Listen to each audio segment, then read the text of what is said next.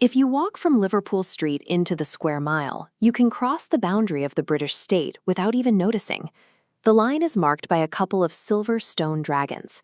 Inside that perimeter lies an entirely different political structure. Occasionally, you will see men standing outside the Guildhall in fur-trimmed robes and tricorn hats, wielding ceremonial maces. It reads as quaint, a piece of tourist heritage. But that pageantry is a working costume, clothing a highly active system of corporate government known as the City of London Corporation. This corporation operates completely independently. It runs its own police force, manages a massive private estate, and answers to an official called the Lord Mayor, a separate office entirely from the Mayor of Greater London, untouched by standard municipal authority. By maintaining this medieval aesthetic, the most concentrated hub of wealth in Britain has found a way to hide in plain sight. Everywhere else in the United Kingdom, local elections run on a simple rule: one person, one vote. The City of London rejects that rule. It runs a dual electorate, where a tiny residential population is paired with a dominant business franchise. This diagram shows how the math of that loophole works. If you run a bank, an investment trust, or a multinational law firm inside the city, your company is granted a block of votes based on the size of your workforce. The bigger your payroll, the more votes you get. As a result, corporate votes rapidly outnumber the actual human residents by roughly 3 to 1. The firms do not vote as institutional blocks. Senior management simply picks the individuals who will hold the votes, writes their names down, and registers them alongside ordinary citizens. They cast their ballots as private individuals. A corporate takeover of an electorate executed through dry, routine paperwork. This is not a forgotten historical accident. Parliament looked at this anomaly in 2002 and deliberately chose to overhaul and expand it, tying the corporate vote directly to modern workforce metrics. The Square Mile stands as the only place in the country where commercial and financial interests hold localized political power directly, written into law.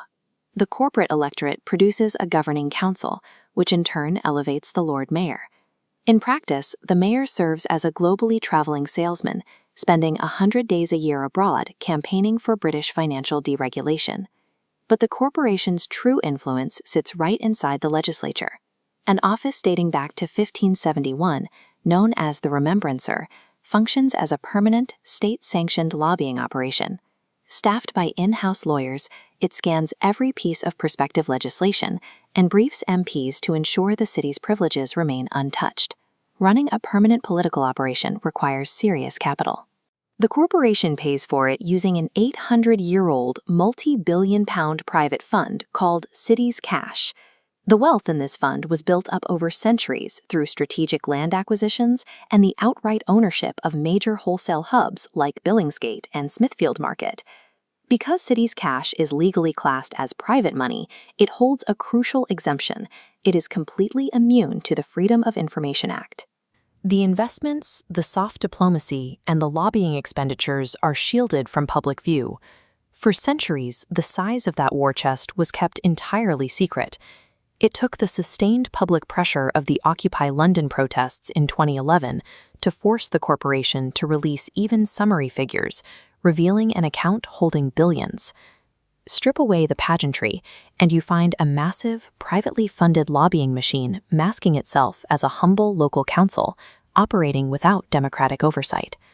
Campaign groups and backbench MPs occasionally demand reform, yet successive governments of every political stripe refuse to close the loophole. They are paralyzed by a three-pronged defense system. This diagram illustrates the first defense, the offshore spider's web.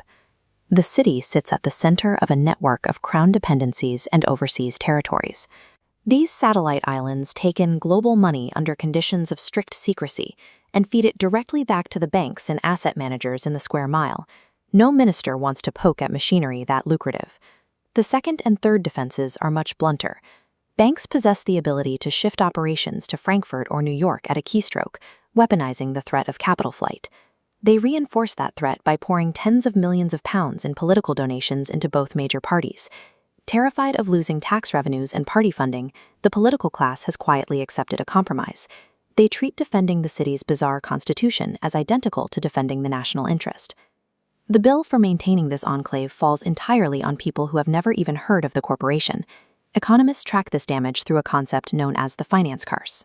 The curse dictates that an oversized, hyper-protected financial sector actively degrades the broader economy.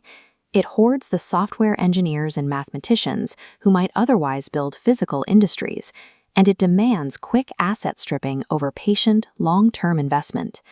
This chart maps the true cost. Researchers estimate that Britain's oversized finance sector drained roughly £4.5 trillion in lost economic output between 1995 and 2015. That is 2.5 years of total national output gone. As hyperwealth concentrates inside the single square mile of the city, the old industrial bases of the North and Midlands are left hollowed out, creating regional disparity. A bitter circularity takes hold. Protecting this specific, privileged enclave generates the economic inequality that fuels the political resentment, destabilizing the rest of the country. The survival of the corporation stands as an awkward test for the British state. If a country cannot impose standard democratic rules on the very center of its own capital, it has a glaring hole in its democracy. Reforming the city is not about tidying up a historical oddity. It is a decision about whether public policy is made for the citizens who live in the country or for the concentrated corporate interests making themselves at home at the heart of the state. The stone dragons mark where the city begins. There is no legitimate reason they should also mark exactly where British democracy ends.